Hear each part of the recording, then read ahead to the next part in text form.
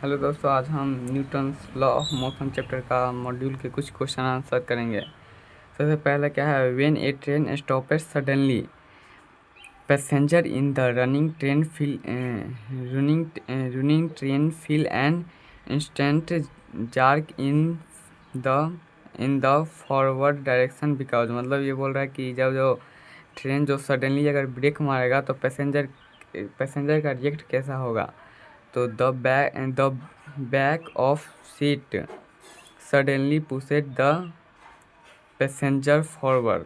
क्या back seat की ओर पैसेंजर फॉरवर्ड चला जाएगा, मतलब सीट का पिछला हिस्सा अचानक यात्रियों के आगे की ओर धकेल देगा।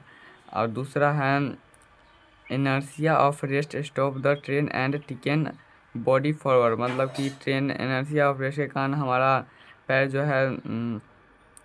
जो है जो मतलब ब्रेक मतलब रुक गया है और हमारा बॉडी मोशन में रहना चाहता है, जिसके कारण हम ब्रेक मारने पर आगे चले जाएंगे। तो ये सबसे सही आंसर ये होगा। इसके बाद क्या है, upper part of the body continue to be in the state of motion we are of the lower part of the body contact with seat remaining it rest. तो nothing can be said due to, इसका answer मतलब दो नहीं होगा, inertia का नहीं। Upper part of motion मतलब motion में रहेगा और lower part of the body in contact in seat remaining at, मतलब ट्रेन के साथ वो रेस्ट में रहना चाहेगा। तो इसका आंसर हो जाएगा तीसरा number.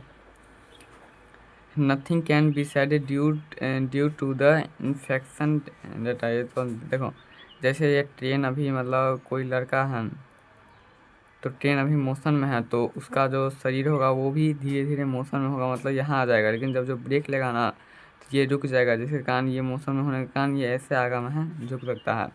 A man getting down from a running bus false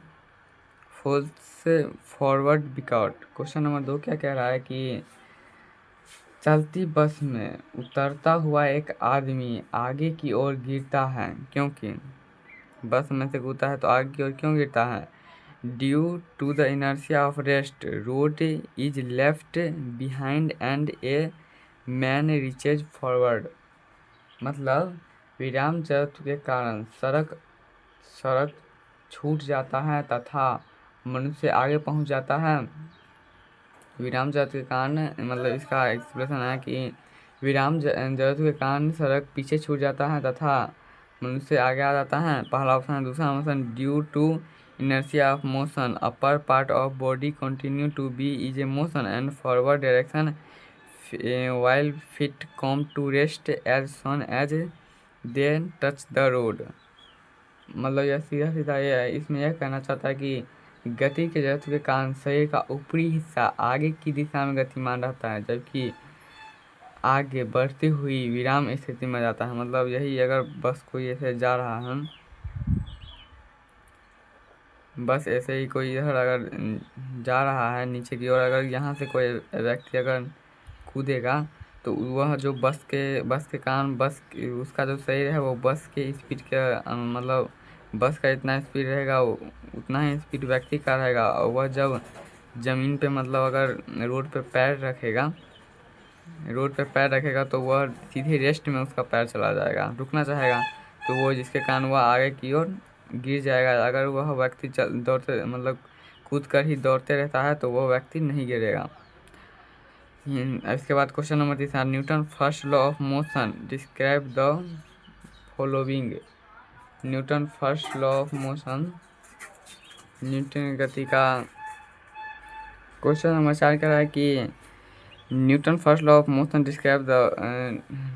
describe this following, मतलब न्यूटन की गति का पहला नियम लिखने से किसका वर्णन करता है।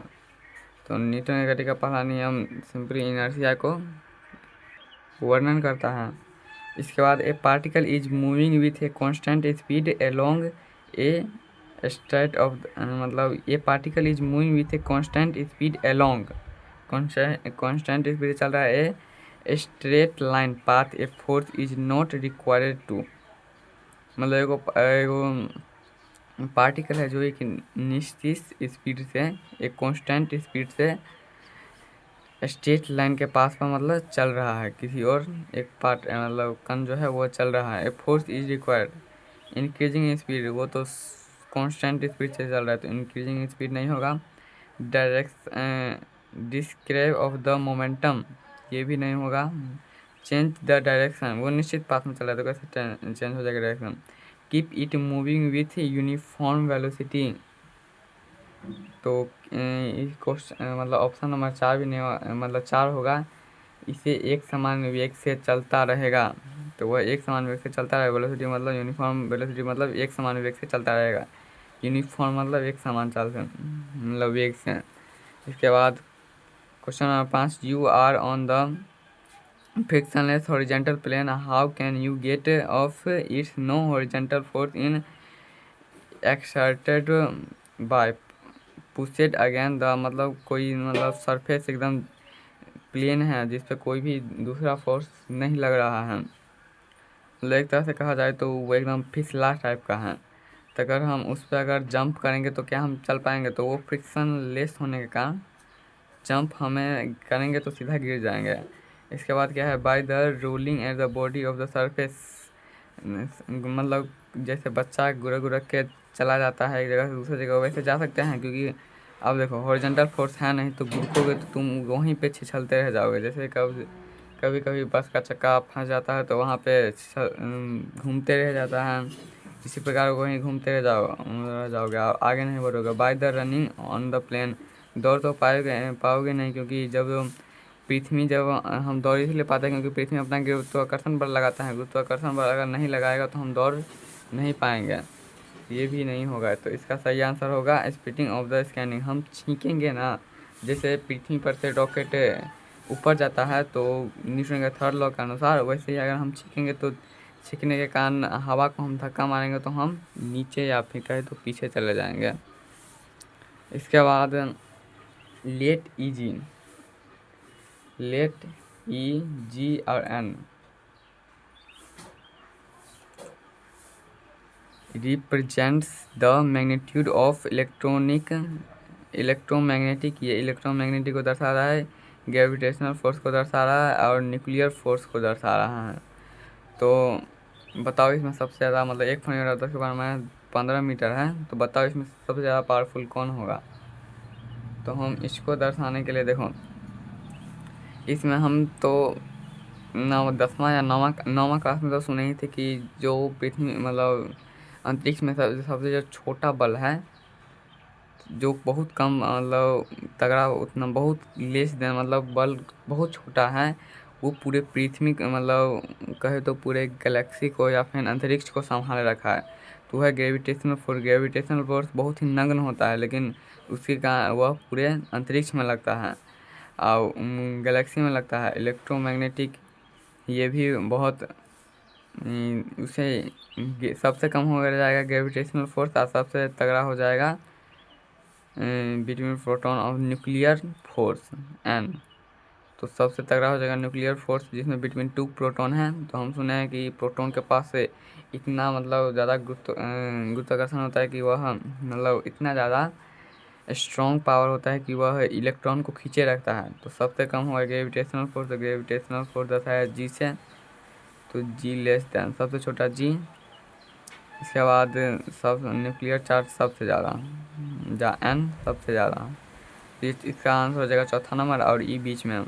अगर हम इसको अगर कंपेरिजन करेंगे ना, तो ये अगर जी मतलब एन ये 1 है, तो ये ई जो होगा ये होगा 1 को हम 100 भागों में बांट देंगे, उतना कम एनर्जी ई के पास होगा। और ग्रेविटेशनल फोर्स के पास अगर हम 1 को 10 के पावर 8 मतलब 10 के पावर 38, 1/10 के पावर 38 मतलब 10 पर 38 को 0 बैठा करके 1 को उतना भागों में बांटेंगे ना, उतना जो फोर्स निकलेगा वो फोर्स होगा ग्रेविटेशनल फोर्स का।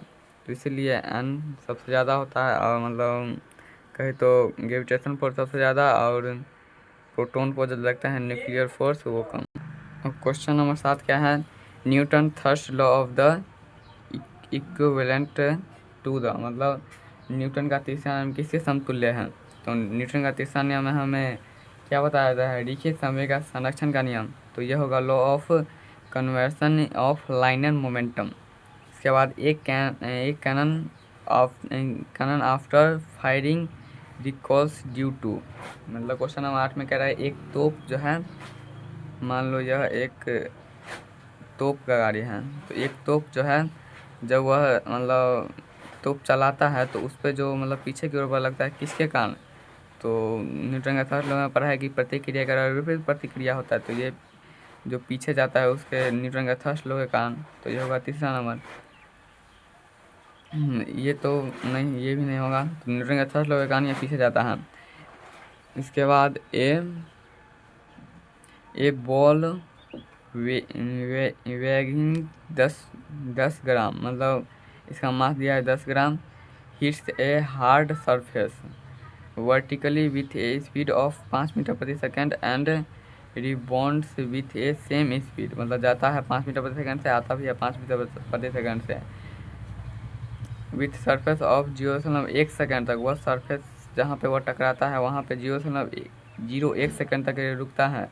The average force of the exerted of the surface of on the ball, तो इसमें यही सीधा सीधा मतलब कहा गया कि एक जो मतलब मान लो ये गोली है, तो गोली जो जाता है तो वो 5 मीटर प्रति सेकंड से जाता है और 5 मीटर प्रति सेकंड से आता भी है, तो और वह गोली का जो वज़न है, तो अगर हम 1000 से भाग देंगे तो 0.01 kg का है, और यहाँ पे टी बराबर है क्या 0.01 सेकेंड, तो हम इसको कुछ इस प्रकार बनाएंगे।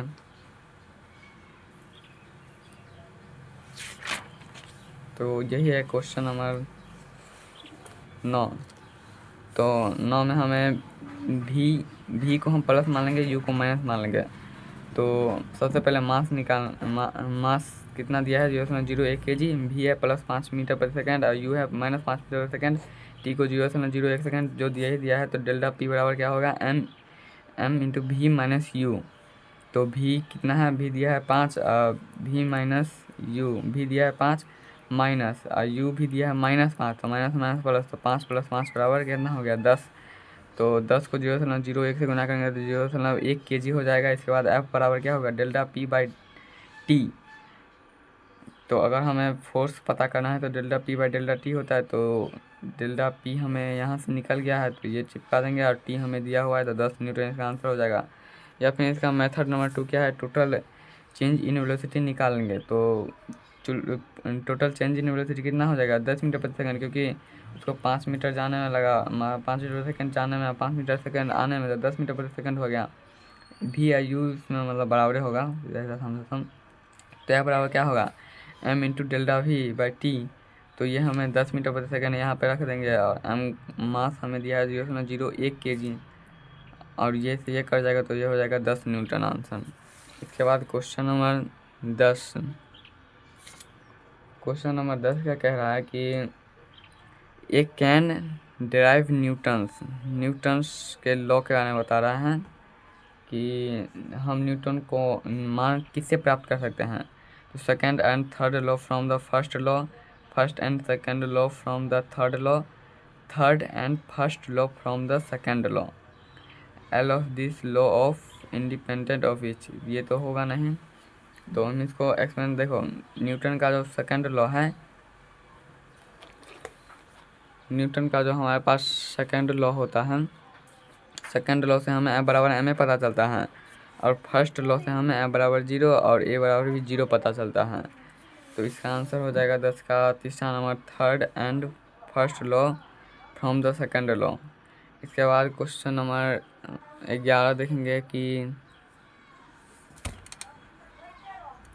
क्वेश्चन नंबर 11 में a body setting on the top most birth in the